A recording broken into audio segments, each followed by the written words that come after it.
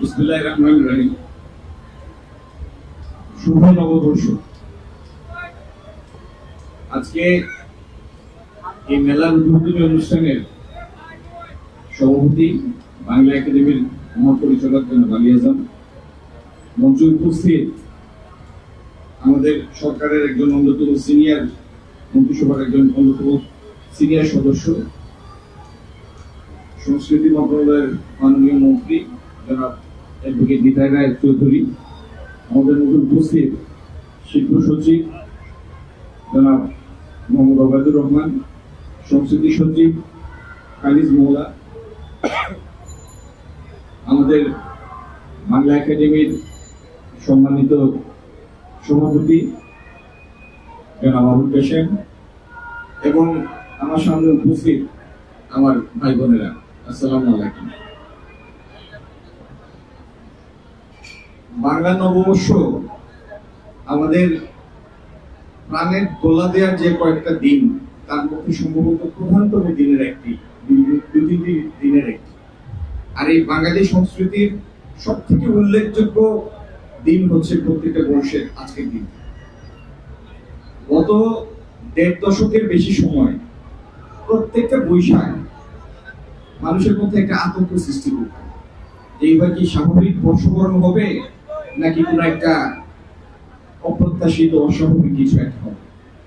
আমরা প্রতিটা পয়লা বৈশাখ দেখতাম যে এর আগে পত্রিকায় সংবাদ বের হয় ৫ স্তরের নিরাপত্তা, ৪ স্তরের নিরাপত্তা, ৩ স্তরের নিরাপত্তা।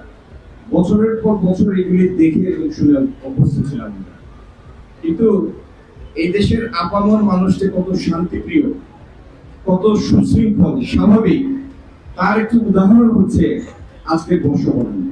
বর্ষ শুরুর প্রথম দিন যে সংখ্যায় যে পরিমাণে মানুষ ঘরবাড়ি থেকে বেরিয়ে এসে উৎসবগুলিতে অংশ নিয়েছেন, শুধু ঢাকায় না সারা দেশে অভূতপূর্ব সংখ্যা। এবং শৃঙ্খলার কোনো অভাব নাই, সমস্যা নাই, নিরাপত্তারও কোনো অভাব নেই, কারণ আমরা তো স্বাভাবিকভাবে শান্তিপ্রিয় মানুষ।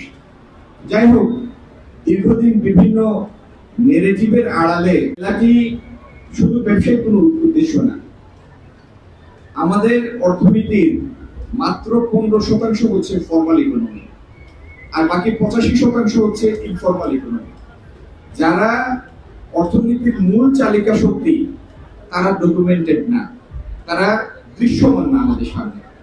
সেই খাতাপত্রের দৃশ্যমান না অংশের একটা অংশ হচ্ছে আমাদের সামনে আজকে যারা ইনফর্মাল ইকোনমির একটা পার্ট, আমাদের এমএসএমই, যারা বাংলাদেশের বিভিন্ন জায়গায় কারুপণ্য সৃষ্টিশীল বিভিন্ন শিল্প, এগুলির কুটির শিল্প, এগুলির ধারক বাহক প্রমোটার যারা আজকে তাদের মাধ্যমেই তাদের অংশগ্রহণে মেলার আয়োজন করা হয়েছে। আমরা বিসিকের পক্ষ থেকে, শিল্প মন্ত্রণালয়ের পক্ষ থেকে তাদেরকে সার্বিকভাবে তাদের উন্নয়নের জন্য আমরা অংশীদার এবং তাদের প্রমোট করা আমাদের কাজের একটা বড় অগ্রাধিকার। কয়েকদিন আগে, আজকে থেকে ১ সপ্তাহ আগে, একটা ক্রেডিট হোলসেলিং স্কিমের অধীনে আমরা বিসিকের যত শিল্প উদ্যোক্তা আছেন তাদের জন্য ৩০০ কোটি টাকার একটা রিভলভিং ঋণের ব্যবস্থা করেছি। আমাদের ইচ্ছা আছে সেই ৩০০ কোটি টাকার ঋণটিকে অদূর ভবিষ্যতেই আমরা ২০০০ কোটি টাকায় নিয়ে যাব। এবং আপনারা জেনে খুশি হবেন, বাংলাদেশের বহু শিল্প, বহু ব্যবসা ঠিকমতো ঋণ ফেরত দিতে পারে না বিভিন্ন কারণে, তাদের নিয়ন্ত্রণ বহির্ভূত কারণে। কিন্তু এই ক্ষুদ্র ব্যবসায়ীরা শতভাগ ঋণ ফেরত দেয়, শতভাগ আদায়ের হার শতভাগ। হ্যাঁ, সেখানে বাজারের প্রচলিত সুদ হার থেকে তাদের সুদের হার কম আছে, প্রায় অর্ধেক। আগামী দিনে এই পণ্যের সাথে, উৎপাদনের সাথে, বিপণনের সাথে, বিক্রির সাথে যারা জড়িত আছেন তাদের উত্তরোত্তর